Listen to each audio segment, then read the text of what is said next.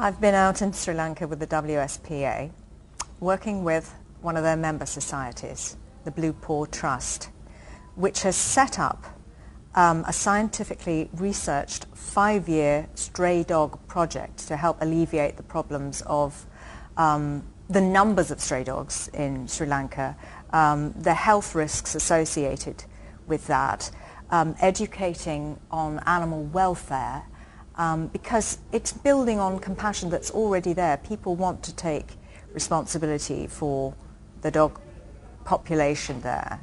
And it also involves sustainability, which is handing back responsibility to individual communities. And the reason I wanted to take this on is that man's best friend is often the most ill-treated across the globe.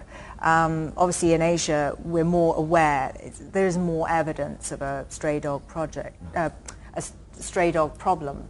But actually stray dog is a kind of a misnomer, because 48% of the dogs in the Colombo region where this is based are owned. They're owned by communities who consider the dogs theirs, but they haven't got the time, the resources, or necessarily the education to look after them as well as might be expected. I should imagine that as an animal lover, I mean, a trip like yours is a pretty brave thing to do, because I mean, some of the things you must see are quite heartbreaking. I was expecting to be very troubled by what I saw, and some of what is going on I found quite difficult to observe, but you know, it's not my business to be squeamish about it.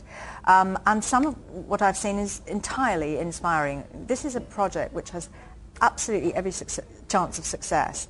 A little money goes a long way out there. There are already 2 mobile clinics set up which have been funded for the next 5 years, and with really not much resources. The vets are doing an amazing job, and the excitement of individual communities is very evident, and it's actually working. So there's a program of vaccination, of sterilization, and education going on at the same time. How do you promote animal welfare issues in a country that has many social problems, child poverty issues, for example? Well, I suppose my answer to that is we're building on a compassion which is already there. There is a need and a want for this kind of a project, and also it is predominantly a Buddhist area that we're talking about, where all of life is sacred, and dogs are part of that. And